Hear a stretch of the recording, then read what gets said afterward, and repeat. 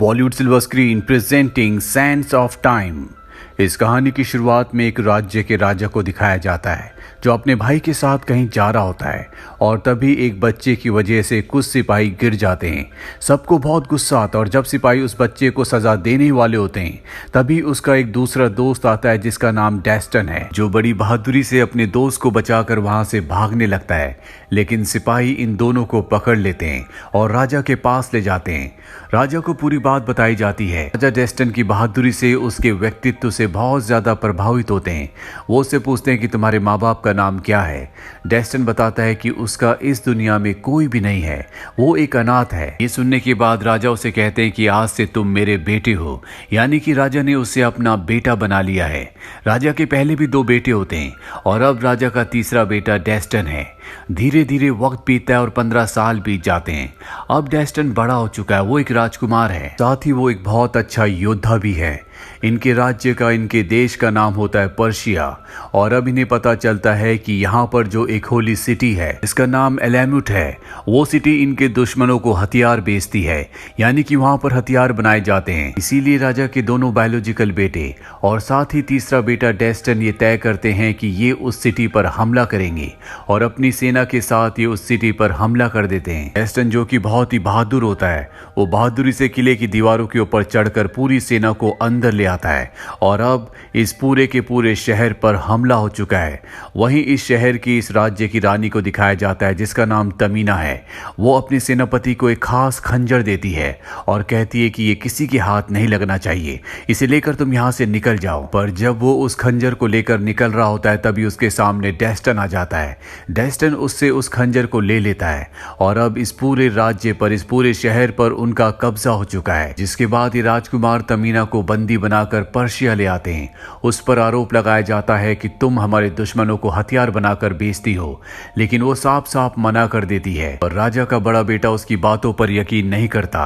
वो उससे कहता है कि अगर तुम मुझसे शादी कर लो तो मैं तुम्हारे गुनाहों को माफ कर दूंगा, तुम्हें जिंदा छोड़ दूंगा। तमीना उससे शादी करने से मना कर देती है, पर तभी उसकी नजर यहाँ पर डेस्टन पर पड़ती है जो अब यहाँ पर आ चुका है।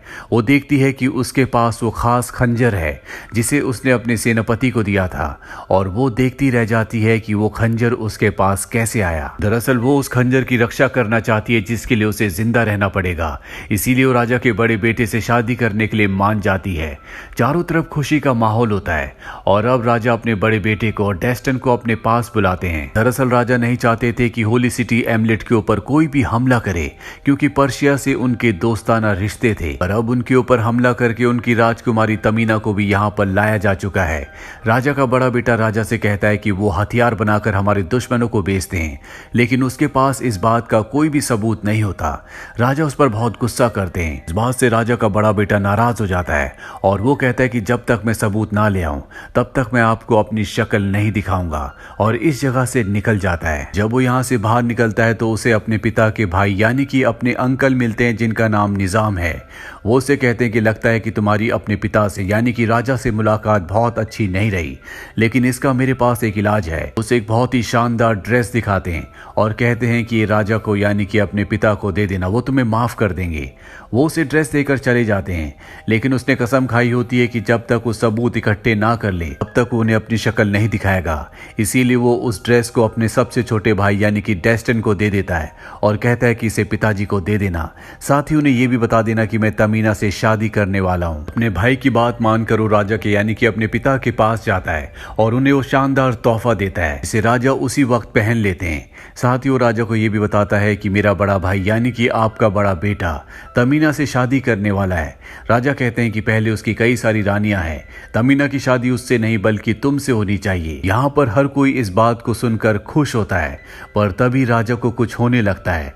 दरअसल जो ड्रेस राजा को दिया गया होता है उसके अंदर जहर होता है और कुछ ही देर में उनकी मृत्यु हो जाती है। हालांकि राजा के दूसरे बेटे ने उनकी मदद करने की, उन्हें बचाने की कोशिश भी की होती है, लेकिन इस कोशिश में उसके भी हाथ जल जाते हैं और अब उसे लगता है कि डेस्टिन ने उसके पिता को मारा है। वो डेस्टिन को मारने का आदेश देता है, लेकिन तभी राजकुमारी तमीना डेस्टिन को लेकर यहाँ से निकल जाती है। वो उसे बताती है कि तुम्हारे खिलाफ साजिश की गई है। वहीं राजा का बड़ा बेटा जो राज्य छोड़कर जा चुका होता है, उसे खबर मिल जाती है कि राजा की मृत्यु हो चुकी है और उसके पीछे डेस्टिन का हाथ है। हालांकि उसे इसके अलावा कुछ भी नहीं पता होता। वहीं डेस्टिन तमीना को बताता है कि जो ड्रेस मैंने राजा को यानी कि अपने पिता को दी थी वो मुझे मेरे बड़े भाई ने दी थी। यानी कि अब डेस्टिन को अपने बड़े भाई के ऊपर और उसके बड़े भाई को डेस्टिन के ऊपर शक है। तमीना उसके पास जाती है और उसके पास जो उसका खंजर होता है उसे निकालने की कोशिश करती है। डेस्टिन के ऊपर तलवार से हमला भी करती है, लेकिन तभी डेस्टिन उस खंजर को निकालता है। खंजर के ऊपर टॉप पर उसका हाथ लग जाता है, जिससे उस समय में कुछ पल पीछे चला जाता है, उस पल में जब उसके ऊपर तमीना हमला करने वाली होती है। और तभी वो उसका हाथ पकड़ लेता है, क्योंकि उसे अब पहले से पता है कि तमीना क्या करने वाली है। वो कहता है कि ऐसा करने की कोशिश भी मत करना। तमीना को समझ में आ जाता है कि खंजर की वजह से वो पास्ट में यानी कि समय में पीछे आ चुका है, इसीलिए उसे हमले के बारे में पहले से पता था। और अब तमीना उसे बताती है कि ये एक जादुई खंजर है जो एक खास रेत से चलता है और जब तक उसके अंदर रेत होगी तब तक ये खंजर काम करेगा, क्योंकि तुमने इसके ऊपर जो रूबी लगा था उसे दबा दिया, इसीलिए अब वो जादुई रेत खत्म हो गई। दरअसल इस खंजर के ऊपर जो रूबी लगा होता है उसे दबाने से वो इंसान जो उसको दबाता है वो अतीत में यानी कि पास्ट में चला जाता है। एक तरह से वो टाइम ट्रेवल करता है और इसके बाद प्रेजेंट में होने वाली चीजों को बदल सकता है। पास्ट की बातें सिर्फ उसी को याद होती है जिसके पास खंजर होता है, बाकी किसी को कुछ नहीं पता होता कि पास्ट में क्या हुआ था। और यहाँ पे अब डेस्टिन को लगता है कि उसके सबसे बड़े भाई ने यानी कि राजा के बड़े बेटे ने इसी खंजर के लिए तमीना के राज्य पर हमला किया था और अपने पिता को मरवा दिया। डेस्टिन फैसला करता है कि वो पर्जिया दोबारा से जाएगा, जहां पर वो अपने बड़े भाई की पोल सबके सामने खोल देगा और इसके लिए वो राजा के भाई की मदद लेगा जिसका नाम निजाम है। तमीना उसे ऐसा करने के लिए मना करती है, लेकिन वो उसकी बात नहीं मानता और ये दोनों के दोनों गुलामों की घाटी से होते हुए आगे बढ़ना शुरू कर देते हैं।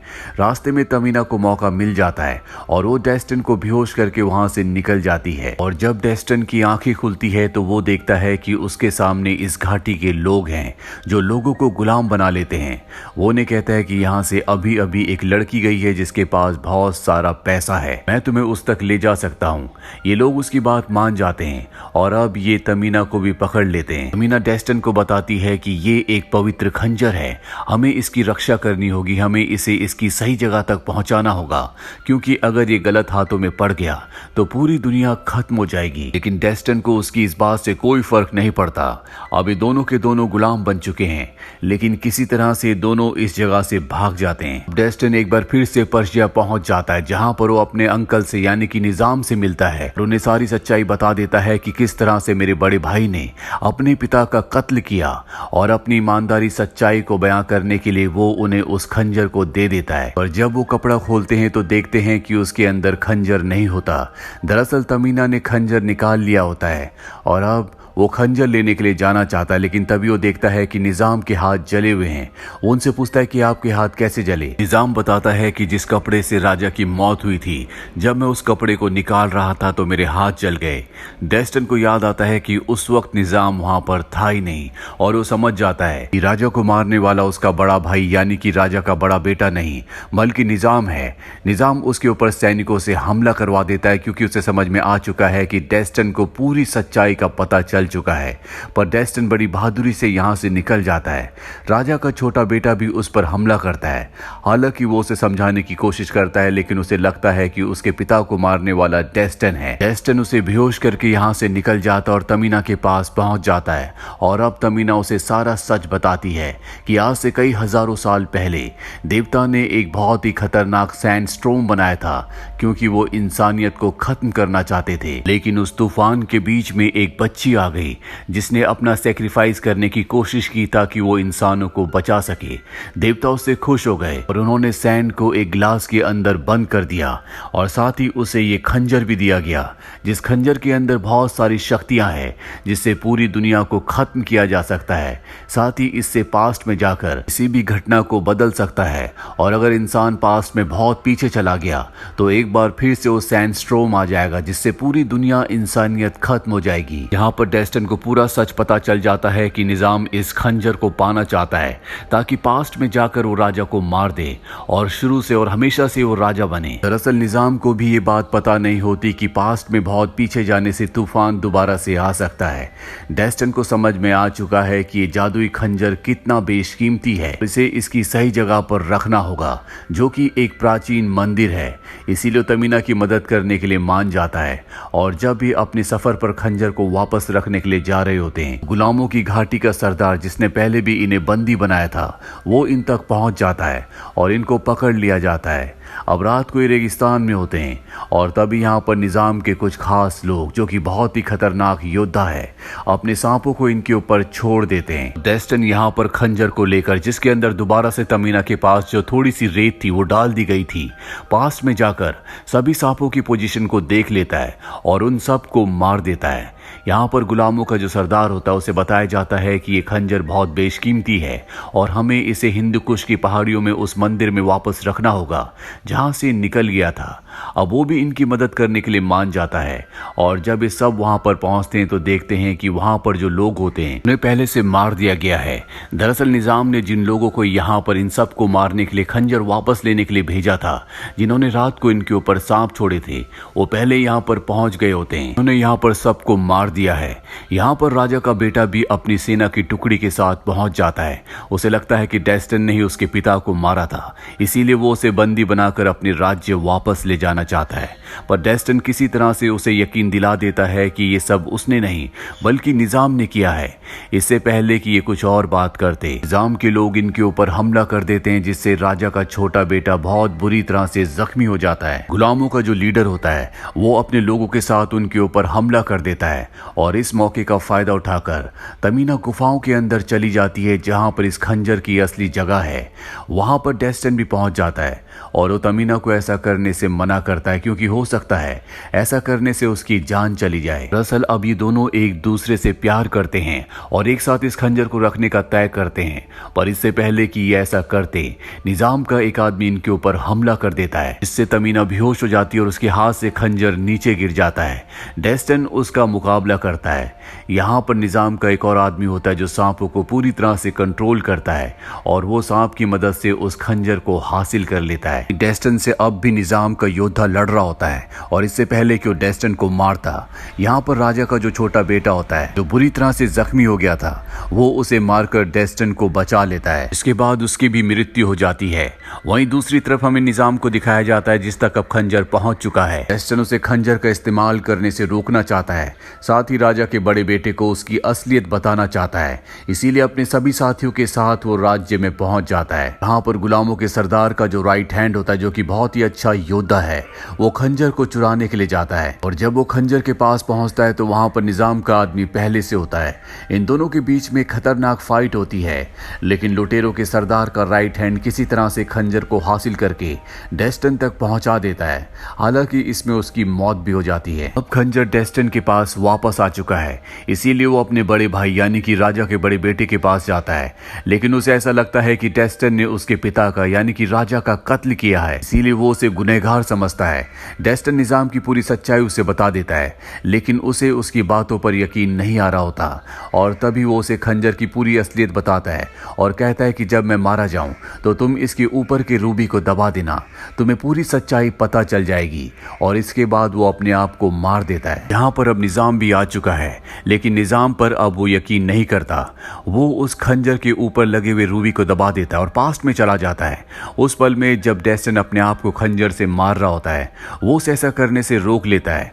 अब उसे उस पर यकीन है, पर तभी यहाँ पर निजाम आ जाता है जो राजा के बड़े बेटे को यानी कि डेस्टन के बड़े भाई को मार देता है। डेस्टन को बंदी बना लिया जाता है। अब उसके पास खंजर आ चुका है, इसीलिए वो नीचे उस जगह की तरफ बढ़ चलता है जहां पर सैंड ग्लास है। इसके अंदर उस रेतीले तूफान को हजारों साल पहले कैद किया गया था।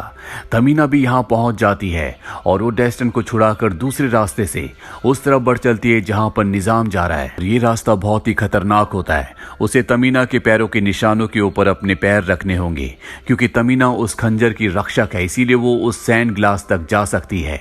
और जब वो ऐसा कर रहा होता है तभी ऊपर से मिट्टी गिरती है जिससे पूरी की पूरी जगह नीचे धंस जाती है और ये दोनों अलग हो जाते हैं।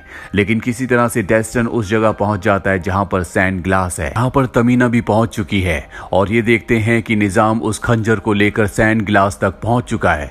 ये उसे रोकने की कोशिश करते हैं लेकिन निजाम इन दोनों को ऊपर से नीचे फेंक देता है। डेस्टन तमीना का हाथ पकड़ लेता है, वो उसका हाथ नहीं छोड़ना चाहता और वही निजाम को दिखाया जाता है जो खंजर को उस जगह स्टैब कर देता है जहां पर सैंड ग्लास है और ऊपर की रूबी को दबा देता है। तमीना डेस्टन से कहती है कि तुम्हें मुझे जाने देना होगा और दुनिया को बचाना होगा, निजाम को किसी भी तरह से रोक लो। डेस्टन को उसे छोड़ना पड़ता है जिससे उसकी मृत्यु हो जाती है और इसके बाद वो निजाम को पकड़ लेता है। इसके बाद ये दोनों के दोनों टाइम ट्रेवल करके अतीत में पहुंच जाते हैं। डेस्टन उस वक्त में पहुंचता है जहां पर पहली बार उसे खंजर मिला था और अब उसे इस खंजर की इंपॉर्टेंस का पता है। साथ ही उसे ये भी पता है कि ट्रेटर यानी कि गद्दार कौन है। ये वो पल होता है जब ये सब के सब एल्मेट की दीवारों के बाहर होते हैं और डेस्टन अपने बड़े भाई के पास जाता है और उसे बताता है कि इस किले के अंदर यानी कि इस राज्य के अंदर कोई भी ऐसा नहीं है जो हमारे दुश्मनों को हथियार बेचता है। ये पूरा का पूरा एक षड्यंत्र है। ये सुनने के बाद डेस्टन के भाई हमला करने से मना कर देते हैं। निजाम भी यहीं पर होता है और वो निजाम की पूरी सच्चाई उन्हें बता देता है। निजाम डेस्टन के ऊपर हमला करता है लेकिन वो उसे हरा देता है। हालांकि वो उसे नहीं मारता लेकिन एक बार फिर से निजाम डेस्टन के ऊपर हमला करता है जिस वजह से राजा का बड़ा बेटा उसे मार देता है। साथ ही इन्हें इस बात का भी एहसास होता है कि ये एक होली प्लेस है, इन्हें यहाँ पर हमला नहीं करना चाहिए था। इसीलिए तमीना के पास जाते हैं और उससे माफी मांगते हैं और साथ ही दोनों राज्यों के अच्छे संबंध के लिए वो तमीना को डेस्टन से शादी करने के लिए कहता है।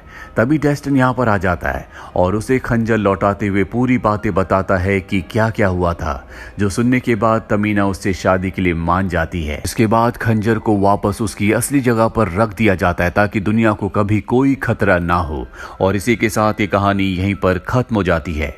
उम्मीद करते हैं कि ये कहानी आपको पसंद आई होगी।